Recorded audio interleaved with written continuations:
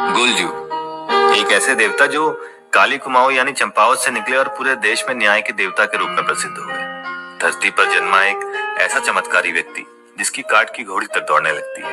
कुमाऊं के लोग गुलजू को इष्ट देव के रूप में श्वेत वस्त्रधरम देवम श्वेत वाहन भूषितम न्यायमूर्तिम महाबाहु गोलु देवम नमाम्यहम् यस्य द्वारे भुवन्यायम सत्यम चैव प्रतिष्ठितम तम वंदे लोकपालम च गोलु देवम दयानिधम।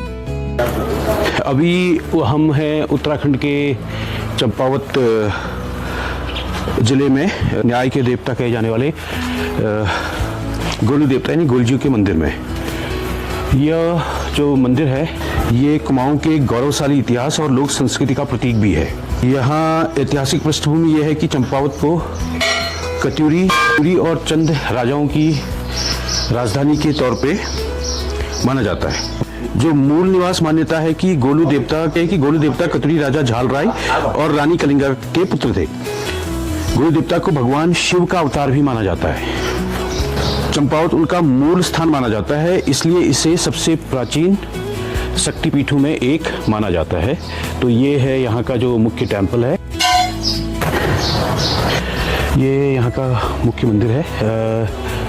इसमें ये गुलजू देवता की मूर्ति है और कहा यह जाता है कि इसकी स्थापना चंद राजाओं द्वारा की गई जो गोलू देवता को अपना कुल देवता और न्याय का रक्षक मानते थे।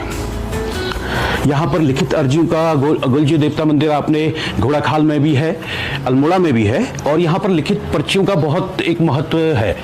पर्चियों में सादे कागज पर अपनी व्यथा लिखते हैं और जब उनकी मनोकामना पूर्ण हो जाती है तो मंदिर में घंटी चढ़ा के अपना आभार भी व्यक्त करते हैं।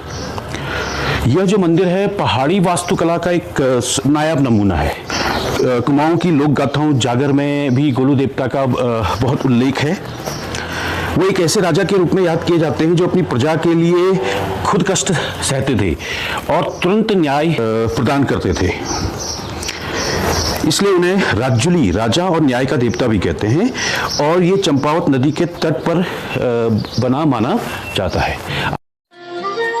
दुनिया में कभी कभी एक सहारा होता है ना आपको, बस वही सहारा है गोलजू।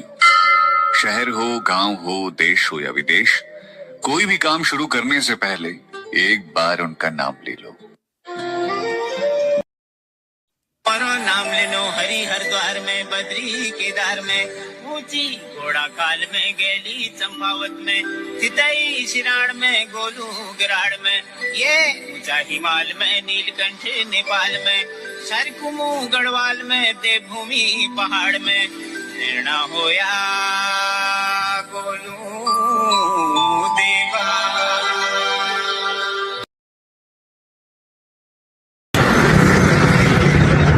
ये आप देख रहे हैं लेक, कोई लेक है देवदार के पेड़ों से घिरी हुई। ये आधी झील आपको यहाँ दिख रही है और आधी झील घूम के उधर तक जाती है।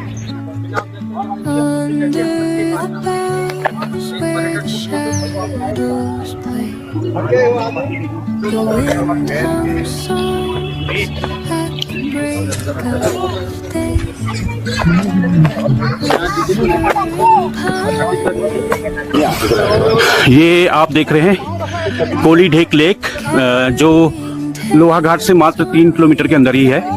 और ये लेक जो है ये देवदार के जंगलों में कृत्रिम रूप से बनाई गई एक लेक है जो यहाँ पे लोकल को वाटर सप्लाई के काम भी आती है तथा इसमें फिशिंग भी होती है। फिश है बट फिशिंग अलाउड नहीं है। गोल गोल घूम रहा हो ये देखिए आप, होली डेक लेक है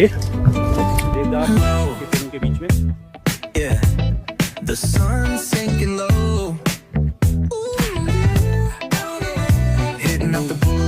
See the palm trees glow. Caddy drop top, got the rims on shine. West Coast living where it's always fine. Barbecue grilling, got the smoke in the air. Neighbors pulling up, good vibes everywhere. Talk box singing, let the synthesizer play. Grooving through the block like it's a Saturday. Slide, glide, take a इसको mini Pahalgam भी कह सकते हैं। अभी कुछ दिनों पहले जहाँ अटैक हुआ था वहां भी कुछ इसी तरह का था। इसको डेवलप करने की जरूरत है। उधर आप देख रहे हैं एरिया, जंगल वाला जो एरिया है उसके बीच में, देवदार के बीच में बहुत सारा स्पेस है और छोटे छोटे हट्स वहां पे रह सकते हैं, जिसमें डे टाइम पे अलाउ करिए आप, जो टेम्पररी होते हैं। And this is very good tourism spot. दो मे बी उत्तराखंड की पॉलिसी ये हो सकती है कि नेचुरल जो हैबिटेट है, लेक्स हो गई है, फॉरेस्ट हो गए, इस तरह की जो चीजें हैं उसको प्रिजर्व किया जाए। वेल एंड गुड, लेकिन आप एक ग्रीन टूरिज्म तो कर सकते हैं, तो ग्रीन टैक्स भी वसूल सकते हैं। और उस एरिया में बहुत एक शांति ठंडा एरिया यहाँ देख रहे हैं। अभी हम मार्च के महीने में हैं और इवन गर्मी बिल्कुल यहाँ पे हमको नहीं लग रही है। अगर हम उस एरिया पे पर्टिकुलरली जाएंगे तो काफी एक सुहावना मौसम वहां पे रहेगा। तो this is the part and this is an artificial lake, clear water, drinking water. So thanks having with